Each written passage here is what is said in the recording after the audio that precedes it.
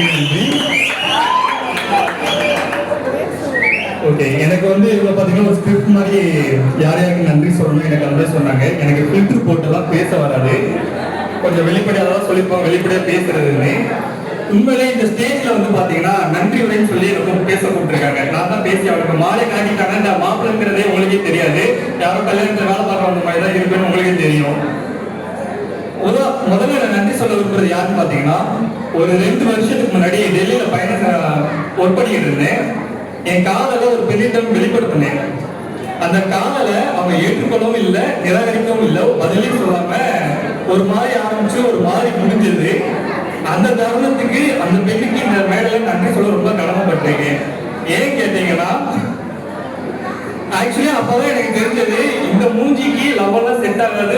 நான் ரொம்ப காம்ப்ளிகேட்டடான ஒரு கேரக்டர், இதுக்கெல்லாம் எப்படி பார்த்தாலும் லவ்வெல்லாம் வரவே வராது, அரேஞ்ச் மேரேஜ் தான் அப்படிங்கிற ஒரு இடத்துக்கு நான் ஆரம்பிச்சேன். அரேஞ்ச் மேரேஜ் அப்படின்னு முடிவெடுத்த பிறகு எங்க அம்மா கிட்ட ஒரு பெரிய கண்டிஷன் போட்டேன். பெண் தேர்வு மண்டலத்துல கேட்பாங்களா பெண் எப்படி வேணும்னு ஒரு லிஸ்ட் போடுறேன். எங்க அம்மா பதறிடுச்சு. இப்படியெல்லாம் கேட்டுட்டு யாரு வீட்லயும் போய் என்னால பொண்ணு கேட்க முடியாது, தயவு செஞ்சு நீயா பொண்ணை தேடிக்கோ அப்படின்ட்டாங்க. அதுக்கப்புறம் மேட்ரிமோனியில நானே ப்ரொஃபைல்லாம் கிரியேட் பண்ணி நானே என்ன மாதிரிலாம் பெண் தேடுறேன், நான் என்னோட எதிர்பார்ப்பு என்னன்னு சொல்லி மென்ஷன் பண்ணியிருந்தேன். அதுக்கப்புறம் தான் உங்கள்கிட்ட இருந்து ரெக்வஸ்ட் வந்தது. அதுக்கப்புறம் அவங்க அப்பாவை ஃபர்ஸ்ட் பேசினாங்க. முதல்ல பார்த்தீங்கன்னா எடுத்துன பொண்ணுகிட்ட பேசவே விட மாட்டாங்க மேட்ரிமோனியை பொறுத்த வரைக்கும். முதல்ல அப்பா பேசுவாரு, அதுக்கப்புறம் அப்பாவுக்கு நெருக்கமான ஒருத்தர் வந்து பேசுவாரு, அதுக்கப்புறம் தான் பொண்ணுகிட்டே பேச விடுவாங்க. கிட்டத்தட்ட அதே தான் 7 பேர் நடந்தது. ராமமூர்த்தி அவர் வந்து மீட் பண்ணப்போ உண்மையிலேயே நான் கல்யாணத்துக்காக தான் பேசுறத மறந்துட்டு தொழில் சார்ந்து நிறைய பேச ஆரம்பிச்சிட்டோம். மாத்தி தொழில் சார்ந்து இப்படி பண்ணலாம் அப்படி பண்ணலான்ட்டு.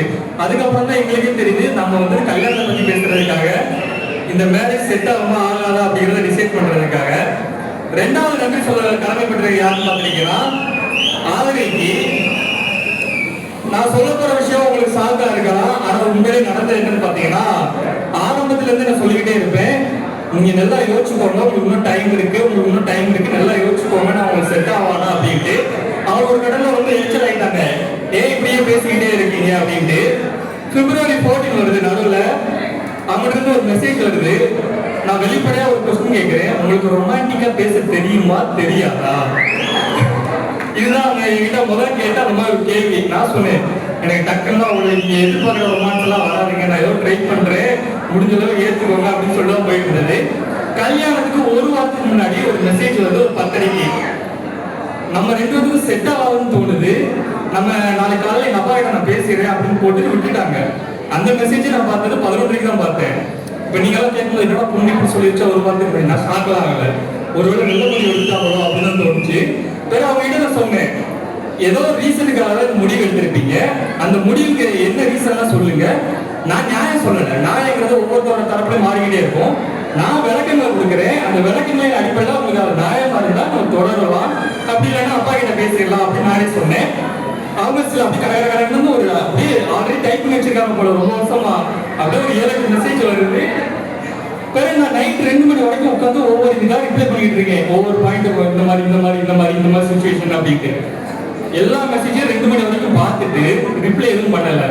நீங்களே யோசிச்சு பாருங்க, ஒரு மனுஷன் ஃபுல் விளக்கத்தை கொடுக்குறான், அதை ஏத்துக்கிறவா மாட்டாங்க, எதுவுமே ரிப்ளை பண்ணாம தூங்க போயிட்டாங்க. நானும் அடுத்த நாள் காலையில ஒரு 8 மணிக்கு எழுந்து பாக்குற ஒரு மெசேஜ் வந்திருக்கு, உங்களோட சூழல் புரிகிறது, புரிதலில் சில தவறுகள் நடந்துள்ளது, நாம இருவரும் சேர்ந்து முழு மனதோடு ஒன்றாக பயணிக்கலாம் அப்படின்னு போட்டாங்க. நான் ஒரு நன்றி மெசேஜ் போட்டேன்.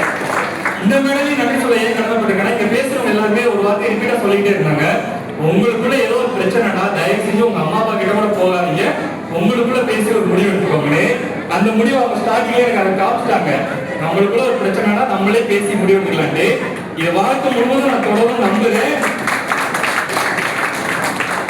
3வது நான் நன்றி சொல்ல வேண்டியது யாருன்னு பாத்தீங்கன்னா என்னோட தம்பிக்கு. என்னோட தம்பிக்கு சொல்றேன்னு கேட்டீங்களா, ஃபர்ஸ்ட் ஒரு காலகட்டத்தில் மேரேஜே வேண்டாம்னு சொல்லிக்கிட்டு இருந்தேன். பிறகு மேரேஜ் பண்ணலான்னு ஒரு முடிவு எடுத்தேன். நான் நினைக்கிற மாதிரி பொண்ணு கிடைக்கவே இல்லை. என் தம்பி வந்து சொன்னா, அண்ணா உனக்கு கல்யாணம் ஆன பிறகு நான் கல்யாணம் பண்ணுவேன், ரொம்ப பெருமையா பேசுறேன், எனக்கு ஏதோ பாசத்துல பேசுறான் போல அப்படிலாம் சொல்லிட்டு அவருக்கு லெசன் எடுத்தேன். அப்படியெல்லாம் இல்லை, உன்னோட வாழ்க்கை தனிப்பட்ட வாழ்க்கை, உன்னால முடிஞ்சா ஈஸி, உனக்கு பொண்ணு கிடைச்சா உடனே கல்யாணம் பண்ணிக்கணும், நான் கூட லேட்டா பண்ணிக்கிறேன் அப்படின்னு. அவனுக்கு பொண்ணு பார்க்க ஆரம்பிச்ச இது என்ன ராசிய முகம் தெரியல, ஒரு வாரம் பொண்ணு கிடைச்சிருச்சு, டேட் எல்லாம் பிக்ஸ் பண்ண போயிட்டாங்க. அதுக்கு நடுவில் தான் எனக்கு ஆதரியோட கான்டாக்ட் கிடைச்சி அவங்க கிட்ட பேசி எனக்கு ஒரு புரிதல் வந்து அவங்க கிட்ட சொல்றேன் வீட்டுல. இந்த மாதிரி எனக்கு ஒரு பொண்ணு கிடைச்சிருச்சு, நீங்க இப்ப யாரு கல்யாணம் பண்ணலாம் நீங்க முடிவு பண்ணிக்கோங்க அப்படின்னு நான் சொல்லுவேன். சரி, என் தம்பி கல்யாணத்தை ஹோல்ட் பண்ணிட்டு என் கல்யாணத்தை இப்ப முன்னாடி எடுத்து நடத்தி முடிச்சிருக்காங்க. இன்னும் சொல்ல போனா எங்க அம்மாவோட ஃபேமிலி சர்க்கிள் ரொம்ப பெரிய ஃபேமிலி சர்க்கிள். 6 அக்கா, ஒரு அண்ணன், ஒரு தங்கச்சி, அது மாதிரி ஒரு பெரிய ஃபேமிலி சர்க்கிள் அப்பாவோட சைடும்.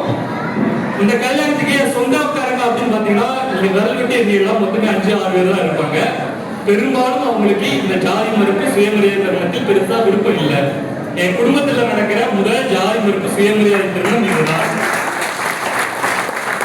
நான் பண்றத பார்த்து என் செட்ல இருக்கிற என்னுடைய நண்பர்களும் சரி, என் குடும்பத்துல இருக்கிற சொந்தக்காரங்களும் சரி, இதுல பார்த்து அவங்க இம்ப்ரெஸ் ஆகி நானும் இந்த மாதிரி பண்ணலாம்னு இருக்கிறேன், இவர் நம்பிக்கை கொடுத்துருக்கேன்னு சொன்னப்ப எனக்கு உங்களே பெருமையா இருந்தது. அவங்களுக்கு என்ன பிரச்சனை இருந்தாலும் சரி கூட துணையா இருப்பேன்னு இது மூலமா சொல்லிக்கிறேன். எங்க அம்மாவை ரொம்ப கஷ்டப்படுத்திருக்கேன், ரொம்ப குழம்பிருக்காங்க. என் கல்யாணத்தை நினைச்சா அவங்க வேண்டாம், தெய்வம் இல்லை, சாமி இல்லை, நான் சாமி பக்கமே போனது கிடையாது. ஆனா எனக்காகவும் சேர்த்து சாமி, கடவுள் எல்லா என்னெல்லாம் பிரதோஷம் இருக்கோ எல்லாத்துக்கும் போறது, என்னெல்லாம் பரிகாரம் இருக்கோ எல்லாத்தையும் விட்டுறது. ஒரு நாகச்சோரம் எனக்கு ஏதோ நாகதோஷம் அப்படின்னு சொல்லி கொண்டு போய் ஒரு இடத்துல பண்ண சொன்னாங்க. நானும் பண்ணிட்டு வந்தேன், கல்யாணம் ஆகல. அதுக்கப்புறம் எங்க அம்மா சொல்றாங்க, நீ ஒழுங்கா மந்திரம் சொல்லல, அதனாலதான் கல்யாணம் ஆகல அப்படியெல்லாம் சொல்லிட்டு இருந்தாங்க. எங்க அம்மா ரொம்ப இந்த கல்யாணத்துக்காக ரொம்ப கஷ்டப்படுத்திருக்கு. ரொம்ப நன்றிமா, ரொம்ப சாரிம்மா. இந்த மேடையில சாரி சொல்றது தாண்டி நான் எங்கேயும் சொல்ல முடியாது. ஸோ ரொம்ப நன்றிமா. என் அப்பாவும் அப்படிதான். என் அப்பா வந்து நான் என்ன முடிவு எடுத்தாலும் என்னோட உறுதுணையா இருந்தாங்க. அவங்களுக்கு ரொம்ப நன்றி. இங்க எனக்கு தெரிஞ்ச முகங்களை விட தெரியாத முகங்கள் தான் நிறைய வந்திருக்கீங்க. எல்லாரும் வந்து எங்களை வாழ்த்தி இருக்கீங்க, நாங்க நல்லா இருக்கணும் ஆசைப்பட்டு பெருமையா பேசியிருக்கீங்க. உங்களோட வாக்குகளின் படியோ உங்களோட வாழ்க்கையின் படியோ நாங்க ஒரு இல்லற வாழ்க்கையை எடுத்து நடத்துவோன்னே நான் உறுதியா இந்த மேடையில உங்களுக்கு வாக்களிக்கிறேன். அது ஆதரிக்கும் சரி, அவங்களோட குடும்பத்தாருக்கும் சரி, வந்த அனைவருக்கும் ரொம்ப நன்றியும் சார்.